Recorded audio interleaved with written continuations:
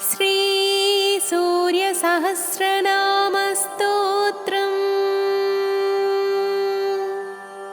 ॐ विश्वविद्विश्वजित्कर्ता विश्वात्मा विश्वतोमुखः विश्वेश्वरो विश्वयोनिर्नियतात्मा जितेन्द्रियः कालाश्रयः कालकर्ता कालः कालनाशनः महायोगी महासिद्धिर्महात्मा सुमहाबलः प्रभुर्विभुर्भूतनाथो भूतात्मा भुवनेश्वरः भूतभव्यो भावितात्मा भूतान्तःकरणः शिवः शरण्यः कमलानन्दो नन्दनो नन्दवर्धनः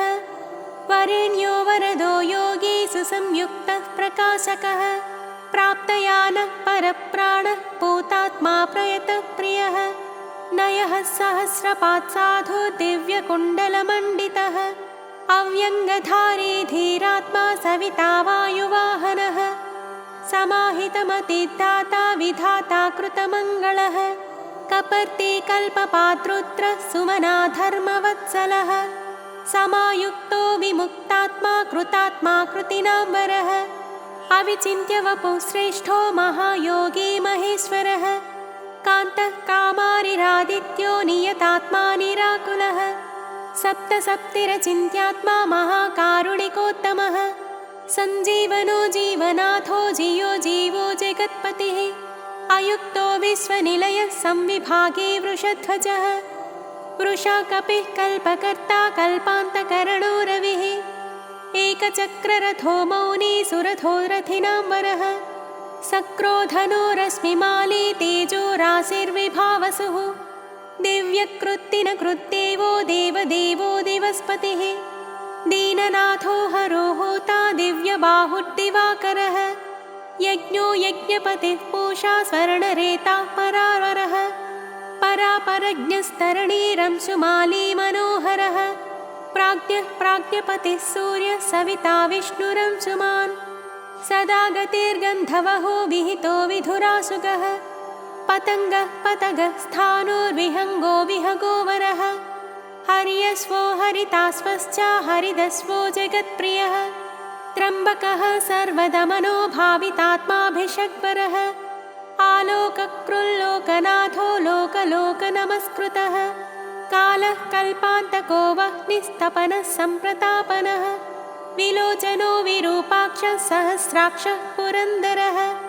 सहस्ररश्मिर्मिहिरो विविधाम्बरभूषणः खगः प्रतद्दनो धन्यो हयगो वाग्विशारदः श्रीमान् शशिशिरो वाग्मी श्रीपतिः श्रीनिकेतनः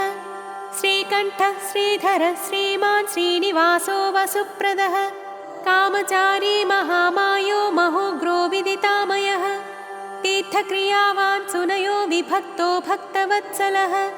कीर्तिः कीर्तिकरो नित्यः कुण्डलीकवचीरथी हिरण्यरेता सप्ताश्वः प्रयतात्मा परन्तपः बुद्धिमानमरश्रेष्ठो रोचिष्णुः पाकशासनः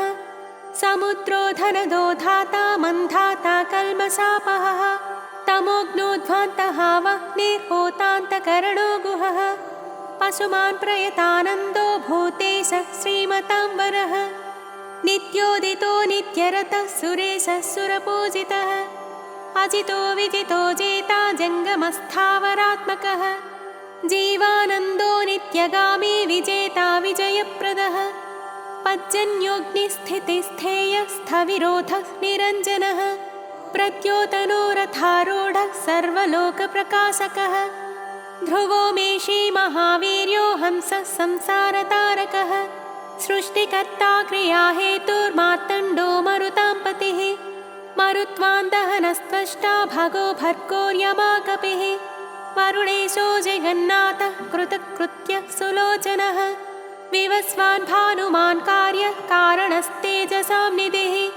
असङ्गगामे तिग्मांसुर्घर्मां सुर्दीप्तदीधितिः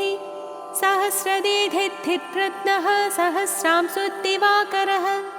गभस्तिमान् दीधितिमान् स्रग्वी मणिकुलद्युतिः भास्करः सुरकार्यज्ञः सर्वज्ञस्तीक्ष्णदीधितिः सुरज्येष्ठः सुरपतिर्बहुज्ञो वचसां पतिः तेजोनिधिर्बृहत्तेजा बृहत्कीर्तिर्बृहस्पतिः अहिमानोज्जितो धीमानामुक्तः कीर्तिवर्धनः महावैद्यो गणपति धनेशो गणनायकः तीव्रः प्रतापनस्तापी तापनो विश्वतापनः कार्तस्वरो हृषीकेशः पद्मानन्दोऽतिनन्दितः पद्मनाभो मृताहारस्थितिमान् केतुमान्नभः अनाद्यं तोच्युतो विश्वो विश्वामित्रो घृणिर्विराट् आमुक्तकवचो वाग्मी कञ्चुकी विश्वभावनः अनिमित्तगतिः श्रेष्ठः शरण्यः सर्वतोमुखः विगाही वेणुरसः समायुक्तः समाक्रतुः धर्मकेतुर्धर्मरतिः संहत्ता संयमो यमः प्रणतातिहरो वायुसिद्धकार्यो जनेश्वरः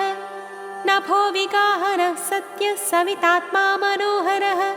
हारी हरिषहो वायुर्ऋतुः कालानलद्युतिः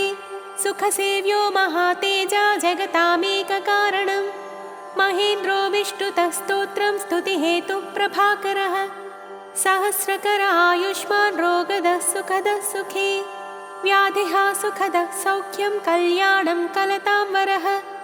आरोग्यकारणं सिद्धिर्वृद्धिर्वृत्तिर्बृहस्पतिः हिरण्यरेता आरोग्यं विद्वान् भ्रत्नो बुधो महान् प्राणवान् धृतिमान् घर्मो घर्मकर्ता रुचिप्रदः सर्वप्रियः सर्वसः सर्वशत्रुविनाशनः प्रांसुर्विद्योतनोद्योतः सहस्रकिरणः कृते केयूरीभूषणोद्भासी भासितो भासनो नलः शरण्यार्तिहरो होता खग्द्योतः खगसत्तमः सर्वद्योतो भवद्योतः सर्वद्युतिकरो मतः कल्याणः कल्याणकरः कल्यः कल्यकरः कविः कल्याणकृत्कल्यवपुः सर्वकल्याणभाजनम् शान्तिप्रियः प्रसन्नात्मा प्रशान्तः प्रशमप्रियः उदारकर्मा सुनयः सुवच्चावच्चसोज्ज्वलः वच्चस्वी वच्चसामेशस्त्रैलोक्येशो वसानुगः तेजस्वी सुयशावर्ष्मी वर्णाध्यक्षो बलिप्रियः यशस्वी तेजो निलयस्तेजस्वी प्रकृतिस्थितः आकाशगः शीघ्रगतिराशुगो गतिमान् खगः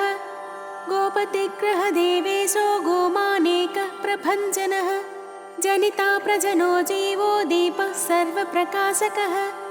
सर्वसाक्षी योगनित्यो नभस्वानसुरान्तकः रक्षोज्ञो विघ्नशमनः किरीटी सुमनः प्रियः मरीचिमाली सुमतिः कृताभिज्ञविशेषकः शिष्टाचारः शुभाचारः स्वचाराचारतत्परः मन्दारो माठरो वेणुक्षुधापक्ष्मापतिर्गुरुः सुविशिष्टो विशिष्टात्मा विधेयो ज्ञानशोभनः महाश्वेतः प्रियो ज्ञेयः सामगो मोक्षदायकः सर्ववेदप्रगीतात्मा सर्ववेदलयो महान् वेदमूर्तिश्चतुर्वेदो वेदभृद्वेदपारगः क्रियावानसितो जिष्णुर्वरीयां सुरवरप्रदः व्रतचारी व्रतधरो लोकबन्धुरलङ्कृतः अलङ्कारोऽक्षरो वेद्यो विद्यावान् विदिताशयः आकारो भूषणो भूष्यो भूष्णुर्भुवनपूजितः चक्रपाणिध्वजधरः सुरेशो लोकवत्सलः वाग्मिपतिर्महाबाहुः प्रकृतिर्विकृतिर्गुणः अन्धकारापः श्रेष्ठो युगावत्तो युगाधिकृत् अप्रमेयः सदा योगी निरहङ्कार ईश्वरः शुभप्रदः शुभशास्ता शुभकर्मा शुभप्रदः सत्यवान् श्रुतिमानुच्चैर्नकारो वृद्धितो नलः बलभृत्बलदो बन्धुर्मतिमान् बलिनां वरः अनङ्गो नागराजेन्द्रः पद्मयोनिर्गणेश्वरः संवत्सर ऋतुर्नेता कालचक्रप्रवर्तकः पद्मेक्षणः पद्मयोनिः प्रभावानमरः प्रभुः सुमूर्तिः सुमतिः सोमो गोविन्दो जगदादिजः पीतवासः कृष्णवासा दिग्वासास्त्विन्द्रियादिगः अतीन्द्रियोऽनेकरूपः स्कन्दः परपुरञ्जयः शक्तिमान् जलधृक्भास्वान् मोक्षहेतुरयोनिजः सर्वदर्शी जितादर्शो दुःस्वप्नाशुभनाशनः मङ्गल्यकर्ता तरणिर्वेगवान् कस्मलापहः स्पष्टाक्षरो महामन्त्रो विशाखो यजनप्रियः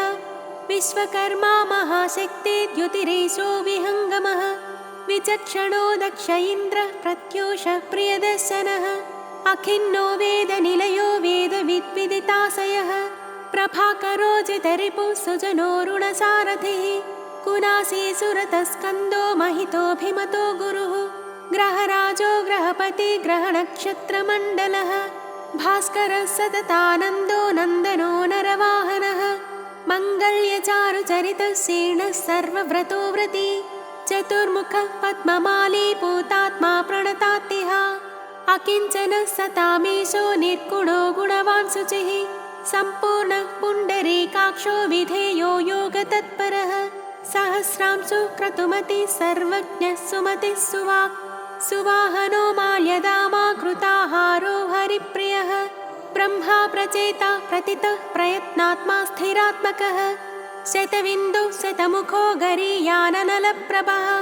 धीरो महत्तरो विप्रः पुराणपुरुषोत्तमः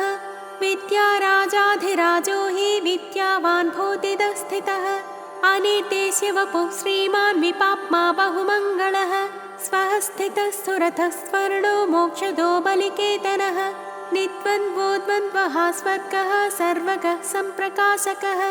दयालु सूक्ष्मदिक्शान्तिः क्षेमा क्षेमस्थितिप्रियः भूधरो भूपतिर्वक्ता पवित्रात्मा त्रिलोचनः महावराह प्रियकृद्धाता भोक्ता भयप्रदः चक्रवर्ती धृतिकरः सम्पूर्णोऽथ महेश्वरः चतुर्वेदधरो चिन्त्यो विनिन्द्यो विविधासनः विचित्ररथ एकाकी सप्त सप्तिः परापरः सर्वोदधिस्थितिकरः स्थितिस्थेयः स्थितिप्रियः निष्कलः पुष्कलो विभुर्वसुमान् वासवप्रियः वसुमान् वासवः स्वामी वसुधामा वसुप्रदः बलवान् ज्ञानवांस्तत्त्वमोङ्कारस्थिषु संस्थितः सङ्कल्पयो निर्दिनकृत् भगवान् कारणापहः नीलकण्ठो धनाध्यक्षश्चतुर्वेदप्रियं वदः वषट्कारोद्गाता होता स्वाहाकारो हुताहुतिः जनार्दनो जनानन्दो नरो नारायणो बुधः सन्देहनाशनो वायुद्धन्वी सुरनमस्कृतः विग्रही विमलो बिन्दुर्विशोको विमलद्युतिः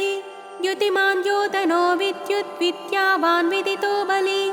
घर्मदो हिमदो हासः कृष्णवत्मासुताजितः सावित्री भावितो राजा विश्वामित्रो घृणिर्विराट् सप्ताचिः सप्ततुरगः सप्तलोकनमस्कृतः सम्पूर्णोऽथ जगन्नाथः सुमना शोभनप्रियः सर्वात्मा सर्वकृत्सृष्टिः सप्तिमान् सप्तमे प्रियः सुमेधा मेधिको मेध्यो मेधावी मधुसूदनः अङ्गिरः पतिः कालज्ञो धूमकेतुः सुकेतनः सुखे सुखप्रदः सौख्यः कान्तिः कान्तिप्रियो मुनिः सन्तापनः सन्तपनः आतपस्तपसाम्पतिः उमापतिः सहस्रांशुः प्रियकारी प्रियङ्करः प्रीतिर्विमन्युरम्भोत्तः खञ्जनो जगतां पतिः जगत्पिता प्रीतमनः सर्वखर्वो गुहोचलः सर्वगो जगदानन्दो जगन्नेता सुरारिः श्रेयस्करो ज्यायान् महानुत्तम उद्भवः उत्तमो मेरुमेयोऽथ धरणो धरणीधरः धराध्यक्षो धर्मराजो धर्माधर्मप्रवर्तकः रथाध्यक्षो रथगतिस्तरुणस्तनितो नरः उत्तरोनुत्तरस्तापि अवाक्पतिरपाम्पतिः पुण्यसङ्कीर्तनः पुण्यो हेतुर्लोकत्रयाश्रयः स्वर्भानुर्विगतानन्दो विशिष्टोत्कृष्टकर्मकृत् व्याधिप्रणाशनः क्षेमः शूरः सर्वजिताम्बरः एकरथो रथाधीशः पिता शनैश्चरस्य हि वैवस्वतो गुरुर्मृत्युद्धर्मनित्यो महाव्रतः प्रलम्बहारसंचारी प्रद्योतो द्योतितानलः सन्तापहृत्परो मन्त्रो मन्त्रमूर्तिर्महाबलः श्रेष्ठात्मा सुप्रियः शम्भुर्मरुतामीश्वरेश्वरः संसारगतिविच्छेता संसारार्णवतारकः सप्तजिह्वः सहस्राची रत्नगर्भोपराजितः धर्मकेतुरमेयात्मा धर्माधर्मवरप्रदः लोकसाक्षी लोकगुरुर्लोकेशश्चण्डवाहनः धर्मयूपो यूपवृक्षो धनुष्पाणिर्धनुर्धरः पिनाकदृक्महोत्साहो महामायो महासनः वीरशक्तिमतां श्रेष्ठः सर्वशस्त्रभृतां वरः ज्ञानगम्यो दुराराध्यो लोहिताङ्गो विबद्धनः खगोन्धो धर्मदो नित्यो धर्मकृच्चित्रविक्रमः भगवानात्मवान् मन्त्रस्त्रक्षरो नीललोहितः एकोनेकस्त्रयी कालः सविता समितिञ्जयः साङ्गधन्वानलो भीमः सर्वप्रहरणायुधः सुकर्मा परमेष्ठे च नाकपाले दिवि स्थितः वदान्यो वासुकिर्वैद्य आत्रेयोऽथ पराक्रमः द्वापरः परमोदारः परमो ब्रह्मचर्यवान् उदीच्य वेशो मुकुटी पद्महस्तो हिमांशुभृत् सितः प्रसन्नवदनः पद्मोदरनिभाननः सायं दिवा दिव्यवपुरनित्येशो महालयः महारथो महानेशेषः सत्वरजस्तमः धृतातपत्रप्रतिमो विमर्शे निर्णयस्थितः अहिंसकः शुद्धमतिरद्वितीयो विवर्धनः सर्वदो धनदो मोक्षो विहारी बहुदायकः चारुरात्रिहरो नाथो भगवान् सर्वगोव्ययः मनोहरवपुः शुभ्रः शोभनः सुप्रभावनः सुप्रभावः सुप्रतापः सुनेत्रो दिग्विदिक्पतिः राज्ञी प्रियश्चप्तकरो ग्रहे षष्टिमिरापहः सैंहिकेयरिपुर्देवो वरदो वरनायकः चतुर्भुजो महायोगी योगीश्वरपतिस्तथा अनादिरूपोदितिजो रत्नकान्तिः प्रभामयः जगत्प्रदीपो विस्तीर्णो महाविस्तीर्णमण्डलः एकचक्ररथः स्वर्णरथः निरालम्बो गगनगो धर्मकर्मप्रभावकृत् धर्मात्मा कर्मणां साक्षी प्रत्यक्षः परमेश्वरः मेरुसेवी सुमेधावी मेरुरक्षाकरो महान् आधारभूतो रतिमांस्तथा च धनधान्यकृत् पापसन्तापहर्ता च मनोवाञ्छितदायकः रोगहर्ता राज्यदायी रमणीयगुणो नृणी कालत्रयानन्तरूपो मुनिवृन्दनमस्कृतः सन्ध्यारागकरः सिद्धः सन्ध्यावन्दनवन्दितः साम्राज्यदाननिरतः समाराधनतोषवान् भक्तदुःखक्षयकरो भवसागरतारकः भयापहत्ता भगवानप्रमेयपराक्रमः मनुस्वामी मनुपतिर्मान्यो मन्वन्तराधिपः इति श्रीभविष्यपुराणे सप्तमकल्पे श्रीभगवत्सूर्यस्य सहस्रनामस्तोत्रम्